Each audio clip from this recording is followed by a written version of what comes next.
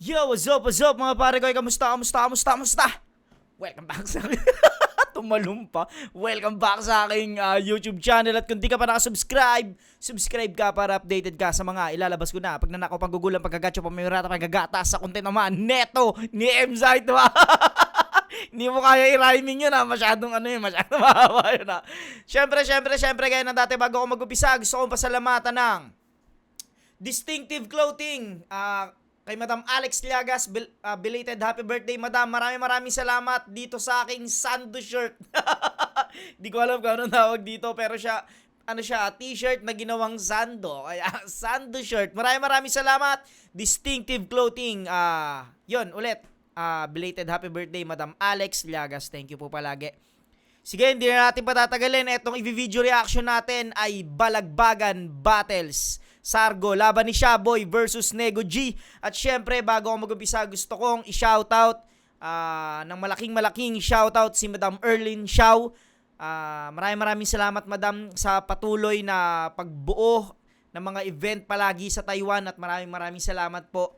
Nakaraang sumalang ako dyan. Thank you palagi, Madam Erlyn Xiao. At yun, shoutout sa mga kababayan natin dyan, sa Taiwan. Tuloy-tuloy nyo lang lagi yung mga pangarap nyo kahit nasa ibang bansa kayo. At yun, thank you palagi. Okay, di na natin patatagalin. Umpisahan na natin tong Shaboy versus Nego G. Di namin nag-coin toss, piniling mauna ni Nego G. Unang banat para kay Nego G. Balagbagan Battles. Yo! First time ko mga ibang bansa. Ang pinunta ko talaga dito si Downing Su. At side quest ko lang ang Battle Toll. Gusto ko sana magpa-picture kay Watchilay, Ken, sino pa yung isa? Banes. Si Banes, yun. Pero sa bagay, pwede ko pa naman din gawin lahat yon after event, di ba? At sa buong Taiwan, mag-explore. Kaya sige, habang ikaw na yung nandyan, karera mo muna yung aking Alt F4, balagbagan din! Yeah! Anong Mr. Undefeated? Alt F4 ba yun? Kasi F4, no? Tapos Alt F4 yung sa keyboard, yung pag ano mo. Sa flip top, ulol, wag mo sa akin yung ibabalandra. Wala kaming paki sa 5-0 mo sa Pilipinas, Shaboy, nasa ibang bansa ka. Kasi may talo o wala, pare-pares lang tayong back to zero. Paglapag natin dito, walang paki sa win streak yung airport.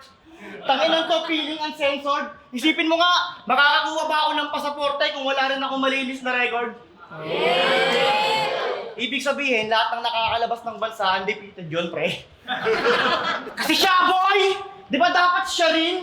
Ang una kong kalabang inasahan at nalagdaan. Siya, boy o siya rin, wala namang problema sa akin kung mapababae o may bayag pa yan. Kasi kahit sino naman sa dalawa, sabi ko kay M-Site, siya, palag na yan. Kayong sakto sa galawan na panahon na para ilabas yung bagong ako na dating masyadong natapakan, pero paano malalaman kung hindi ako magpapakagago sa harapan? Kaya lang naman naging Sargo ang pangalan nitong event kasi alam kong natatakot ang kalaban. Ano kung undefeated? Ganda nun Natatakot tong kalaban. Sargo, natatakot tong kalaban. Sayang lang, tinutulugan lang dahil dito kasi sa Taiwan puta, yung mga nanonood, yung mga nasa event, hindi yan totaling rapper lahat. Yung iba dyan, yun nga, nagpapahinga lang, gusto nila makapagpahinga sa trabaho, kaya sila nandyan. Kaya siguro hindi nila masyadong nagigets yung sinasabi nung, siguro hindi naman lahat, may mga nakagets dyan, pero yung iba siguro hindi talaga. Pero ang ganda nun, no? Natatakot tong kalaban, natatakot. Ka! Huwag ka masyadong palagay sa gilas. Dito sa Taiwan, ang kailangan mo dyan, yung yung walang cheche bureche, walang wordplay, kailangan mo dyan, entertaining dapat yung dala mo dyan. Parehas lang tayong kumakain ng karne at gulay na may kasabay na bigas. Parehas lang tayo ng time zone. Kaya magkasabay na likas. Anong oras na ba? 3:32. Yung bangkay niya, wala pa naman taglay na tigas.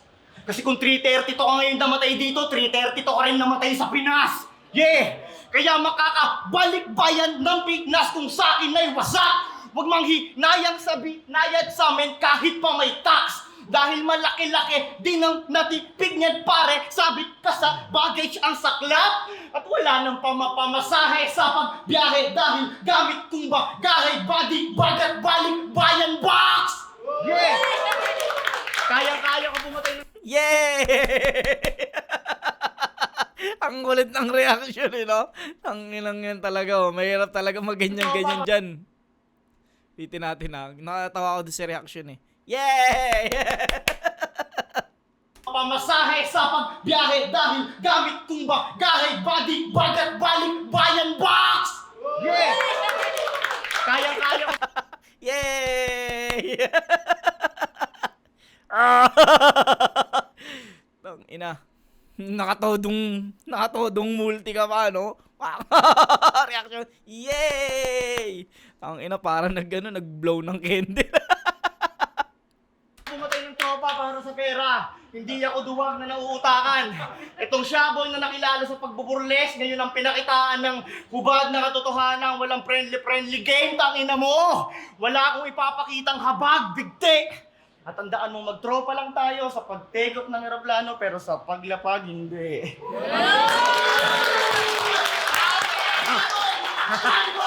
Baha, bodyboat, putang ina mo, babanat pa ako. Siya, sapakin ko mukha mo. Ang ina mo.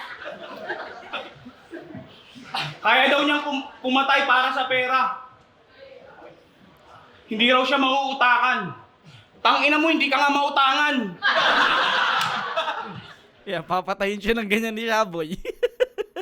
Mga pilosopong tsaka yung mga basa.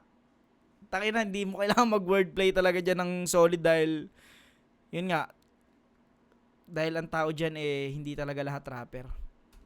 Tapos yung daw, parehas lang daw kami kumakain ng karne, gulay na may kasabay na bigas. Tangina mo, kanin yun.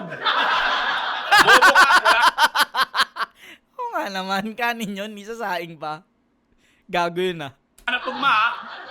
Round 1, game! Yeah! Sensya na, may battle pa kasi ako sa April 25. Isa buhay, game! Yeah! Una ko dapat kalaban si Ayun. Kaso nagka-problema, kaya tila nasira mga plinano ko. Tapos pinalitan ng Nego G. What? Yung tinalo ng mga tinalo ko? Kasi hindi naman interesting makalaban itong talunan. Lugi pad. Na-excite lang ako dito sa Taiwan kasi ang gaganda ng mga nagla-live sa Pinoy Boulevard. Dito ka, hoy, putang ina mo, bodybag pala ha, sasampalin kita. Excited ka na makalaban ako dito, di ba? Hoy, asa ka naman. Tinanggap lang kita bilang kalaban kasi sabi ni MC Dudes, pupunta kami sa Tapawan.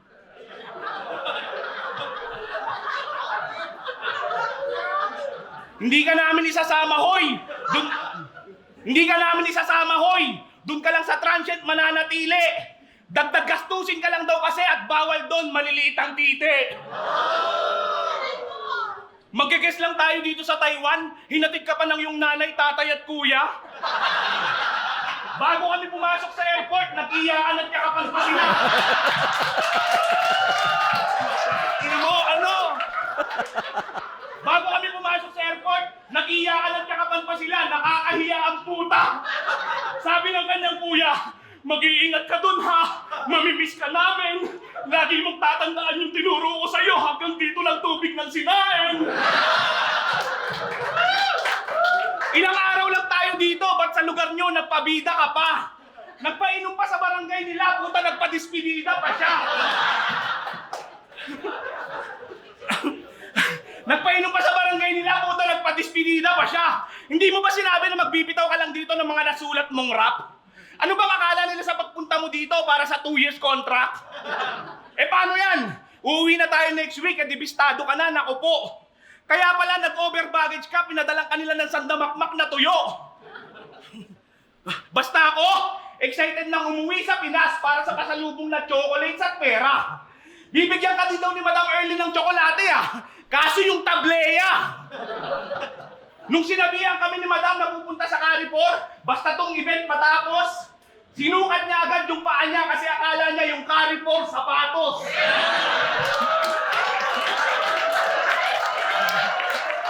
Tangina mo, ano, body bag?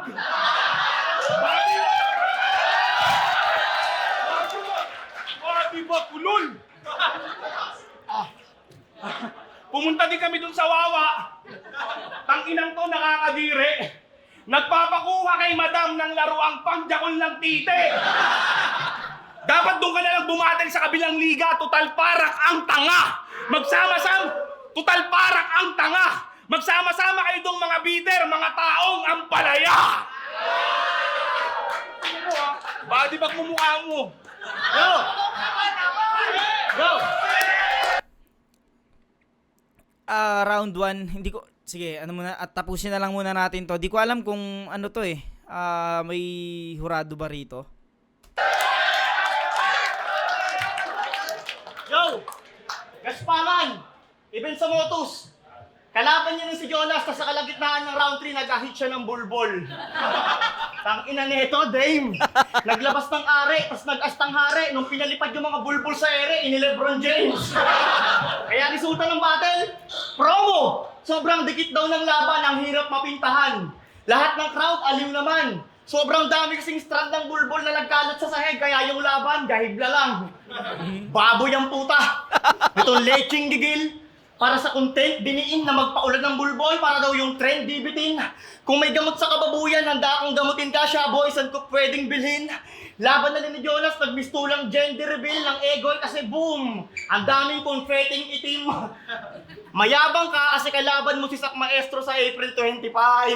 Oo, isa buhay, may laban siya doon. King ina mo, asa ka namang paghahandaan ka nun. Handaan ko sa Royal Rumble? Ano naman? Hindi ka pa rin re-respetuhin ng mga true lintek. Champion ka ng 5-way battle ha? Harapin mo yung Sak Maestro 2 days prep, gago. Kasi hindi nyo ba naisip? Comeback yun ni Sak Maestro, tas shaboy lang. Ang sakit sa panga. Lap trip ang lala kung iisipin na panghalip at pangtawid ka lang at di ka naman trip talaga. Tas bigla ko lang naisip, shaboy? Sak Maestro? Sak, nag-a-addict ka pa ba? Tangina, painan ba naman ng shabs? Yung Sak, puta talagang babalik talaga!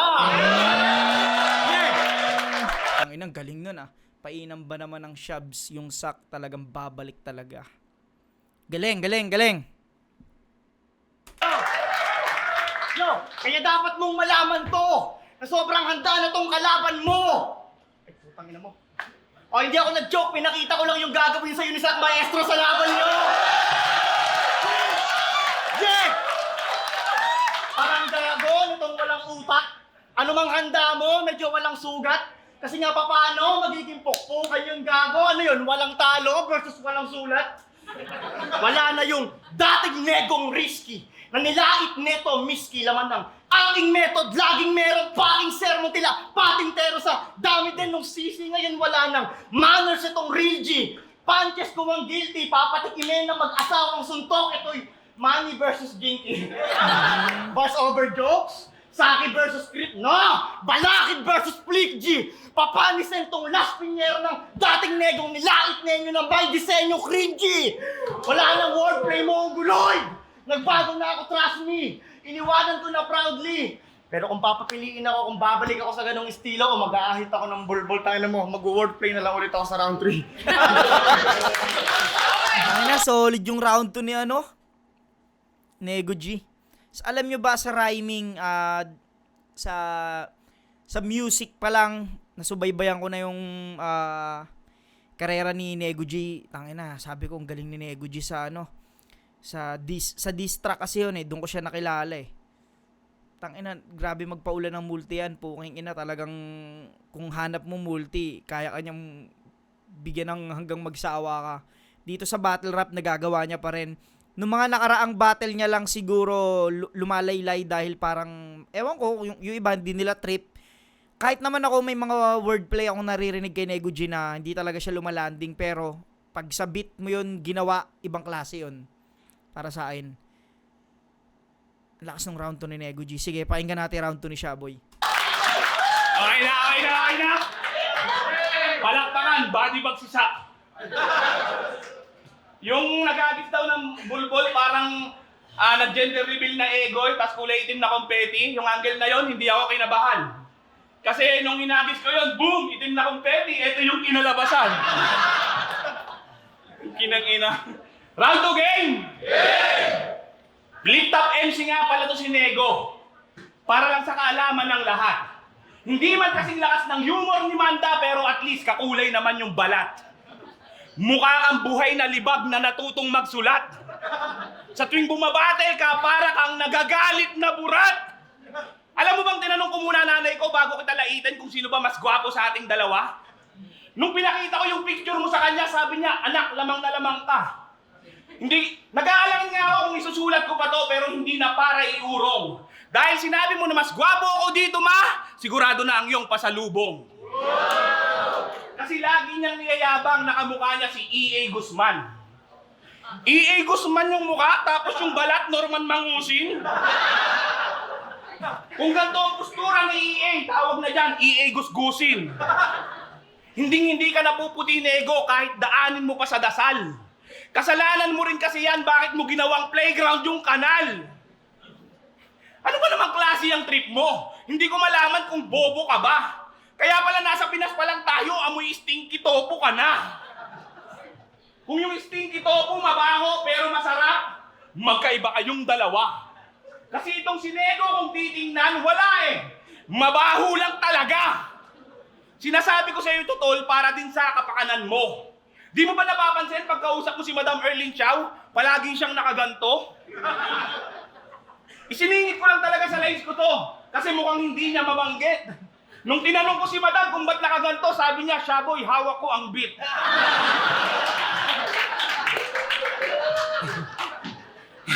Pero alam mo ba kung bakit sa mga gantong linyahan yung mga napili ko sa yung iba to? Kasi first impression ko sa'yo, mukha kang atay sa igado. Kasi first impression ko sa'yo, mukha kang atay sa igado. Mahaba lang sulat mo, Nego. Pero pagdating sa punches, lamang ako kahit pa bilangin mo. At kahit anong gawin mong effort dito, Nego, sa flip top, undefeated pa rin standing ko.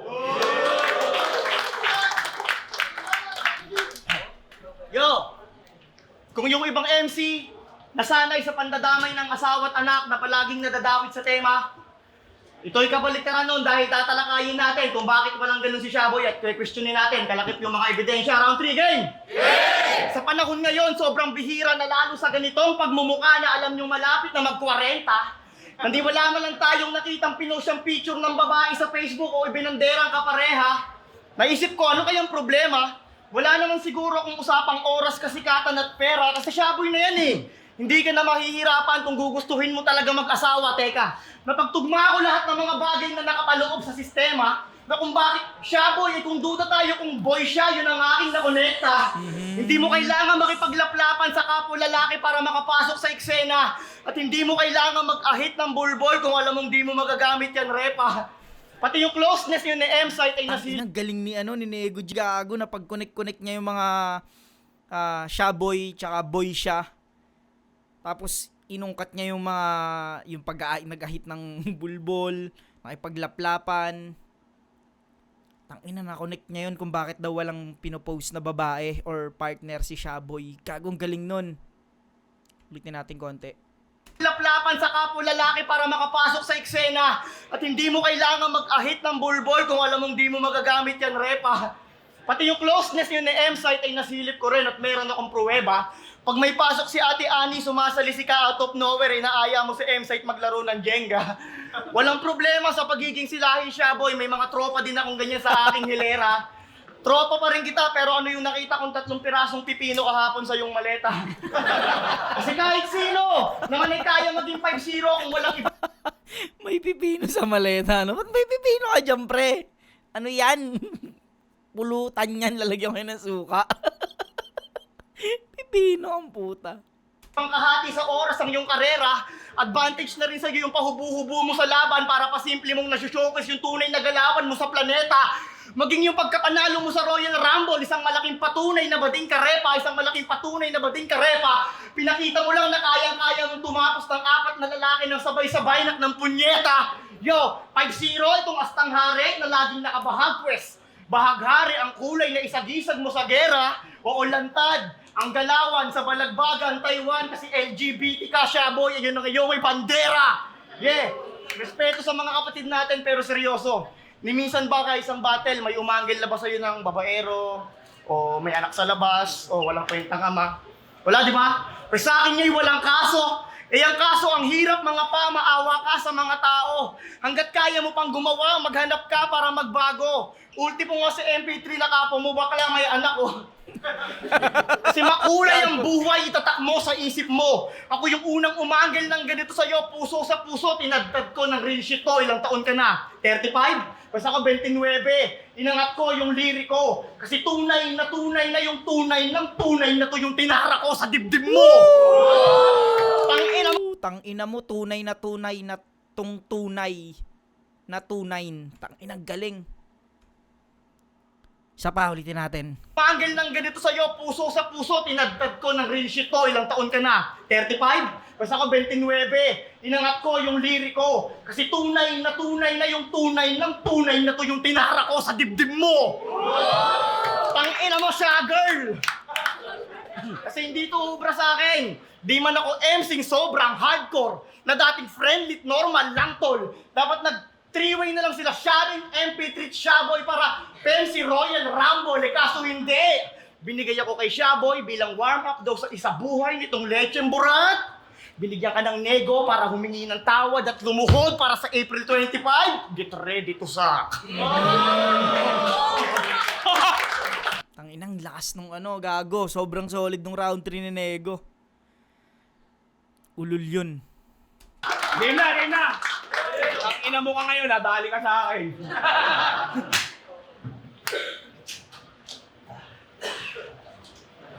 Yung pipino dun sa maleta, sinisita, abate ka.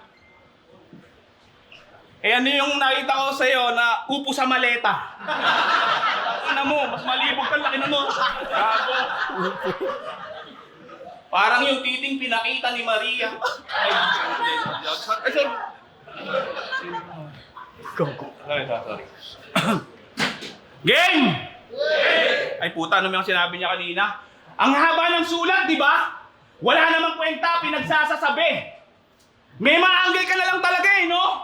Kahit yung mga audience walang pake. Wala kasi siyang battle na parating sa flip top. Kaya yung preparasyon na kaya mo. Hindi ako nagpo-post ng babae sa Facebook. Pinagbawalan kasi ako ng asawa mo. Hinahanapan pa ako ng anak. Sinabi niya yan sa akin, di ba? Doon sa 3 mong anak, di ka ba nagtataka? Ba't papatawag sa akin nung isa? Kupal. Tapos namimiss na raw niya asawa niya. Yung pagmamahal niya sobrang grabe. Huwag kang mag-alala, di ka naman nag-iisa. Kasi namimiss ko rin siya, pare. Kasi may namagitan sa amin dati. Di ba niya sa'yo nababanggit? Nagmistula siyang OFW kasi naisipan niyang magkakabit. Uy, sorry. Round 3 game. Nag-chat sa akin to si Nego. Sabi niya, parang ayaw na raw niyang tumuloy. Tangina, pabida to. Nung tinanong ko kung bakit, sabi ba naman, kasi mamimiss ko, pamilya ko. 1 week lang tayo dito, tol. Diyan sa mga yan, mahiya-hiya ka naman.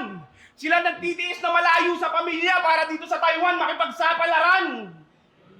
Yung iba dyan, para makapagpadala, nagtitiis sa ulam na noodles at corned beef. Ilang taon na yan sila dito, ikaw 3 days pa lang, nauna ka pang ma-homesick. May kanya-kanyang pagod ang mga yan sa kanilang trabaho na halos all day. Ito na nga lang yung araw ng pahinga nila, pinag-iisip mo pa sa yung wordplay. Lapit ka, kuya. Lapit. Ikaw, kuya, tatanungin kita. Pero sana magpakatotoo ka, tol. Mula nung dumating ka dito sa Taiwan, ilang araw bago ka nagjakol? Hoy. Hindi ka. Ina mo wait lang. Alamin mo muna pakiramdam nila, Nego. Bago ka tuluyan magdabog. Nagtitiis yan sila na hindi magjakol kasi yung double deck maalog. Tama. Okay, W ko Nagtitiisan sila na hindi magjakol kasi yung double deck maalog. Minsan, may magnanakaw pa ng stocks nang hindi mo inaasahan. Bilang na bilang mo yung stocks mo tapos biglang mababawasan. Kung di mo alam struggle na pagiging OFW, hoy nego, wake up! Laging galit yung mga yan sa tuwing may nagnanakaw ng kanilang ketchup. Tama! Pero balik tayo sa nego. Akala mo ba nakaligtas ka na? Pag-usapan naman natin yung tinda mong longganisa na gawa sa galis ng paa. Kasi nagtitinda to ng longganisa. Kaya pala sa recipe siya ay madamot. Meron ka palang sikretong pampalasa na mula pa sa sugat na kinamot. Lahat naman tayo gustong kumita. Pero yung sa'yo, kakaibang estilo. Pati ako na inosente na scam mo. Napa-order tuloy ako ng 5 kilo. Sabi ko pa naman, hindi ko titikman yun. Mag-uulam na lang ako ng patis. Pero wala eh, tinikman ko pa rin at doon ko na-realize na masarap pala ang galis. Sa mga magtatanong kung i-recommenda ko ba yung longganisa niya, ang sagot ko ay hindi. Masarap naman sana yung timpla mo, kaso ba't yung tali pambigti? kaso ba't yung tali pambigti? Lahat kaming kasama mo dito, pumunta lang para mag-enjoy at magpasaya. Tapos yung mga sulatan mo, kakaiba, putang ina mo, super battle rapper ka talaga, tang ina mo. Time! 2-3. Nego G yun. Round 1, medyo hindi pa talaga na ano ng tao yung ginagawa ni Nego G. Pero 2-3, Nego G yun. Sige, tingnan natin kung sino panalo. Yo, shoutouts kay Kapitan. Ayun, wala yatang judging. Yun, tangina, ang galing ni Nego G rito, solid. Sige, maraming salamat sa lahat ng mga umabot dito. Subscribe ka, like mo na rin yung video at syempre paki-share na rin. Hanggang sa muli mga pare ko, peace out.